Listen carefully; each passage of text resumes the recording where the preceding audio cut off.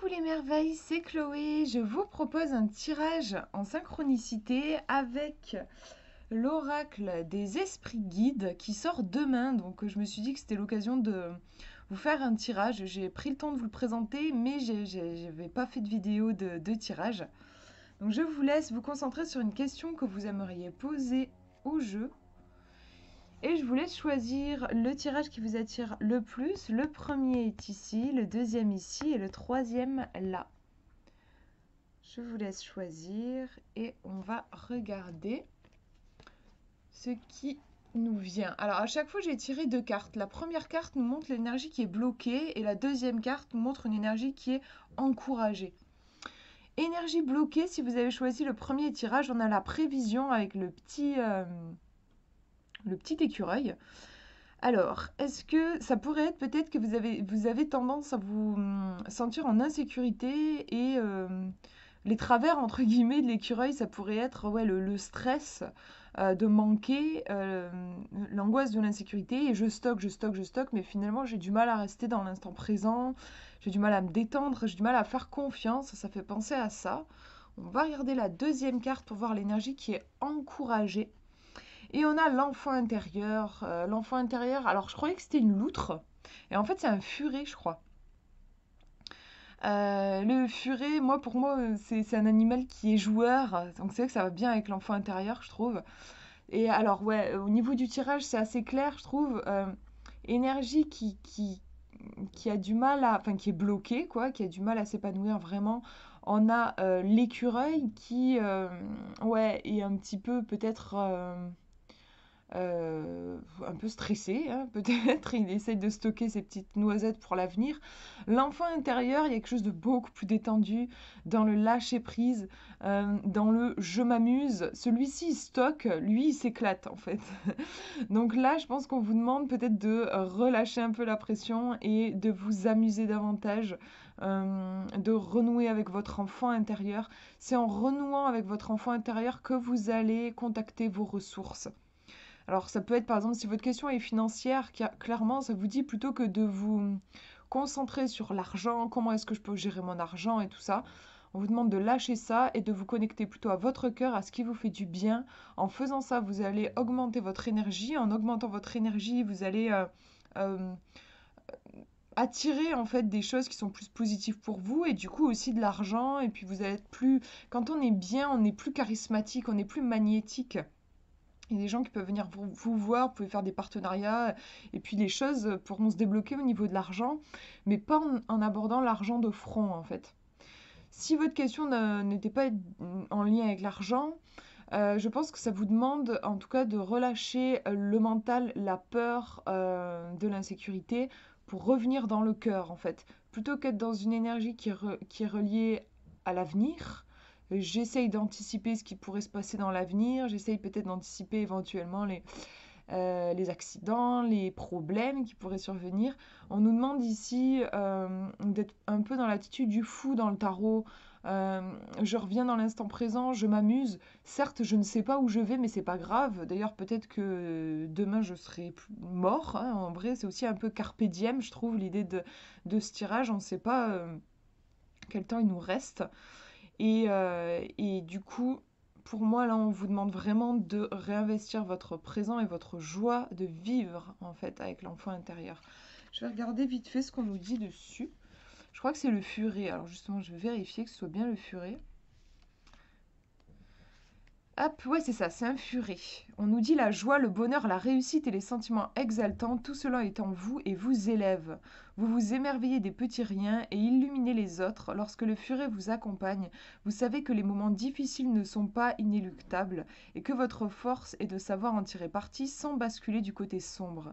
Rester dans la lumière vous permet d'avoir une vision plus claire de ce qui vous entoure et cela vous rassure. C'est un tirage qui vous demande d'être un peu plus optimiste aussi, je crois, de dédramatiser. Dans les moments où vous avez le plus de mal à trouver de la légèreté, acceptez la venue du furet. Grâce à lui, vous retrouverez l'innocence et les réjouissances de l'enfance et le monde vous paraîtra alors bien plus simple. C'est aussi un tirage, oui, qui vous encourage à aller vers plus de simplicité. Vous vous sentez davantage soutenu par l'univers lorsque vous vous délestez du poids du monde adulte, de ses règles et de ses obligations. On peut être mature et responsable sans pour autant perdre sa capacité à jouer, à partager et à s'émerveiller. Inspirez-vous du furet pour vous reconnecter à votre enfant intérieur lorsqu'il se cache au fond de vous, effrayé par la dureté du monde. Retrouvez des activités simples comme chanter et danser sans vous soucier du regard des autres, peindre tout ce qui vous vient à l'esprit, faire des grimaces devant le miroir, crier à tue-tête et courir comme un dératé dans la forêt. La joie fait plus que tous les remèdes. Il est touchant ce tirage, je trouve. Parce que voilà, vraiment, plutôt que de vous faire du souci par rapport à l'avenir et d'avoir une attitude un petit peu sérieuse et raisonnable, là, par rapport à votre question, on vous dit c'est la joie. C'est recontacter votre joie qui va vous sauver, qui va vous aider à trouver la solution à votre problème.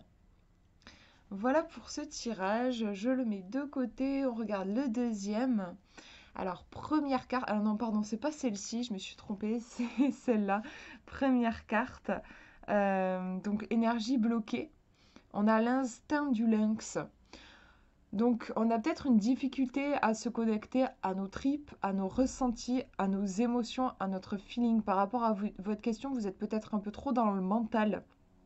Vous avez peut-être un manque de confiance en vous. L'instinct, il est toujours présent, il ne s'en va jamais. Par contre, on peut y être sourd ou encore même choisir de ne pas l'écouter. Et donc là, il y a quelque chose qui se joue à ce niveau-là, je pense. Le lynx aussi, pour moi, c'est le regard. Il a de très beaux yeux d'ailleurs. Peut-être qu'on ne regarde pas dans la bonne direction. On est peut-être centré peut-être sur la raison plus que sur l'instinct, justement. On va regarder donc la deuxième carte. Je m'étais trompée, je vous l'avais montré en premier. Donc là, c'est la solution par rapport à votre question. Ce qui est encouragé, c'est l'énergie du dauphin. On nous parle de vocation, la vocation. Pour moi, la vocation, c'est la voie, c'est trouver sa voie. Et c'est quelque chose qui est très personnel. Ma vocation, ça va pas être la même que celle du voisin, celle de mon frère, de mon copain, que la vôtre. Voilà, chacun a sa propre vocation. Et finalement, c'est très en lien avec l'instinct. Si je suis mon instinct, je vais à un moment donné, je vais rencontrer ma vocation. Mais il faut d'abord que j'ai confiance en mon instinct. Et le truc, c'est que pour le moment, en effet, cette énergie, elle semble bloquée par rapport à votre question. Mais en avoir conscience, c'est déjà une partie du chemin. On vous dit bien, qu'est-ce que vous pouvez faire pour renouer avec votre instinct? Suivez l'énergie du dauphin. L'énergie du dauphin, en fait, pour moi, il va se laisser porter par le courant. Donc, il y a une idée de lâcher prise. Laissez-vous porter par la vie. Relâchez un peu le mental et le désir de contrôle. Le dauphin, son élément aussi, c'est l'eau. Donc, l'eau, c'est l'émotion au niveau émotionnel. Et l'instinct, c'est l'émotion, ce sont les tripes. Donc, le dauphin, pour moi, nous encourage vraiment ici à lâcher la raison pour aller dans les émotions. Je disais aussi au niveau du regard, il y a quelque chose qui se passe et j'ai l'impression que qu'est-ce qu'il regarde le lynx? Peut-être qu'il regarde sous la surface et qu'il voit le dauphin. Peut-être qu'on nous demande ici de dépasser la surface des choses pour aller plus profond, plus profondément en nous. Nous faire confiance, même si ça peut paraître un peu fou, même si personne ne nous comprend, même si nous-mêmes, une partie de nous a du mal à suivre, a du mal à percevoir la logique. Il n'est pas question de logique ici, mais d'instinct profond, en fait, de feeling. On va regarder, je vais vous lire ce que nous dit le dauphin. Alors, où est-il? Le voilà. On nous dit au plus profond ou juste sous la surface, vous naviguez en conscience porté par l'océan des possibles. Vos émotions sont votre univers, elles vous mènent où bon vous semble dans les tréfonds de votre âme et du cosmos. Ce qui est juste vous apparaît plus éclatant que son contraire et c'est cette lumière qui vous attire de plus en plus. Vos ressentis et vos évidences sont affûtés et portés par le dauphin, je me suis perdue. Vous nagez en pleine clairvoyance. Sentez-vous que vos dons s'affinent et se font plus présents. La période actuelle est propice au développement de ce qui dormait au fond de vous. Tout se réveille et attend d'être utilisé, d'être ramené à la surface pour servir le but pour lequel il a été créé. Donc on a un tirage qui nous ramène au fond, hein, en fait, au fond de vous. Là, il y a vraiment quelque chose. La solution, elle est là. En fait, il n'y a pas besoin d'aller la chercher ailleurs. Elle est là. Il faut juste la laisser émerger, lui permettre d'émerger. Alors, on nous parle de don, on nous dit un don manuel, technique, intellectuel ou encore spirituel est prêt en vous. Ne le laissez pas endormi. Vous en avez peut-être connaissance depuis longtemps, depuis votre enfance. Si ce n'est pas le cas, il vous apparaîtra bientôt comme une évidence. Ce don est ce qui vous parle le plus, ce qui vous attire sans que vous ne sachiez pourquoi, ce qui peut vous occuper durant des heures et des journées sans que vous ne voyiez le temps passer. Travaillez-le comme un loisir ou faites-en votre métier. Il sera votre fidèle compagnon et ne vous fera jamais défaut. Donc c'est vraiment un tirage qui vous encourage à suivre votre voie, même si ça implique de faire le chemin seul en fait, même si c'est quelque chose qui n'est pas compris par votre entourage. Mais c'est un beau tirage qui vous dit ayez confiance en vous, vraiment. Voilà pour ce tirage. Et on va regarder le troisième tirage, première carte. Donc là, c'est l'énergie qui est bloquée, où il y a quelque chose qui est déséquilibré. On a un petit cochon qui nous parle de prospérité. Alors le cochon, regardez un peu ses yeux, son regard, il a quelque chose de très doux. Une grande douceur, qui peut même être aussi une sorte de vulnérabilité. Il y a peut-être quelque chose qui se passe à ce niveau-là, une énergie qui est bloquée au niveau de cette douceur et de cette vulnérabilité. Est-ce que c'est que vous êtes trop dur avec vous-même et que vous avez du mal à laisser la douceur venir dans votre vie? Ou est-ce qu'à l'inverse, vous êtes peut-être un peu trop dans une énergie où vous vous laissez marcher sur les pieds, où vous êtes un petit peu... vous avez du mal à prendre les choses en main, vous avez tendance à remettre votre pouvoir personnel dans les mains de quelqu'un d'autre. La prospérité, on nous dit ici, en énergie bloquée, quand on est prospère, au contraire, c'est vraiment l'idée de je suis autonome. Voilà, je suis autonome financièrement. Quand il y a un blocage au niveau de la prospérité, ben, j'ai besoin d'aide financière, j'ai besoin de l'autre. Donc quelque part, je remets mon pouvoir dans les mains de l'autre. Il y a quelque chose qui n'est pas mûr, qui n'est pas mature à ce niveau-là, en fait. Il y a peut-être un truc qui se joue à ce niveau. On va regarder la deuxième carte. Alors oui, on a la force, justement, avec l'alligator.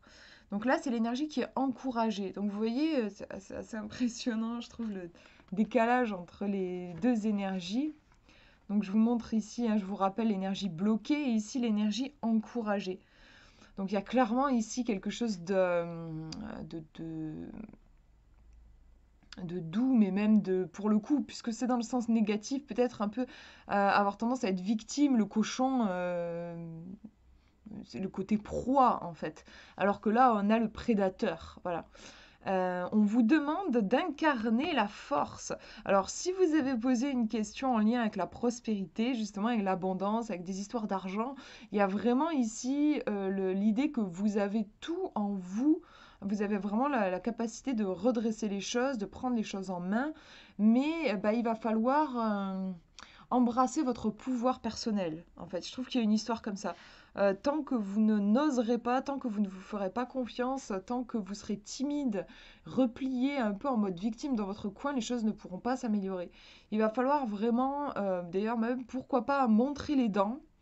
Alors, si votre question ne concerne pas du tout l'argent, ça peut aussi tout simplement nous dire sortez d'un statut de victime, reprenez les choses en main et n'hésitez pas à montrer les dents si c'est nécessaire, quoi. On passe quand même du cochon à l'alligator, hein. On a vraiment, je trouve, une idée de... Oui, j'empoigne toute ma force et ma puissance, même si j'adore les cochons, mais c'est juste que là, je vous le lis en négatif, entre guillemets, parce que c'est comme ça, la carte est sortie dans cet emplacement-là dans le tirage. Qu'est-ce qui ne va pas, en fait? Donc ouais, là, vraiment, la force...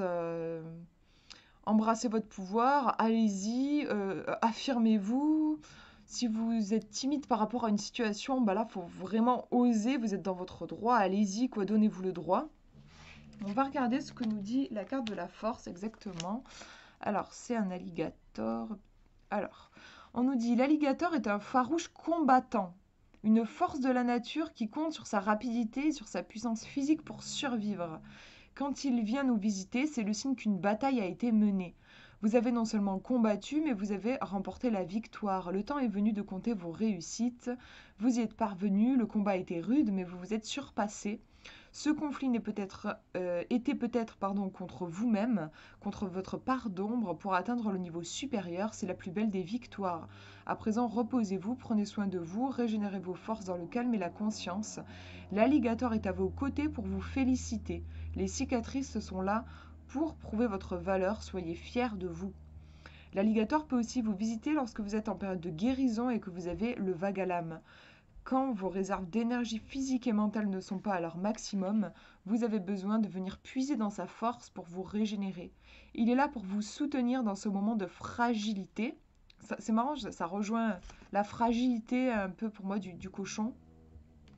Ce n'est qu'un mauvais cap à passer que vous franchirez avec aisance. Donc on voit dans le message qu'il y a bien au niveau des mots-clés combattant, force, voire même survivre, on nous dit.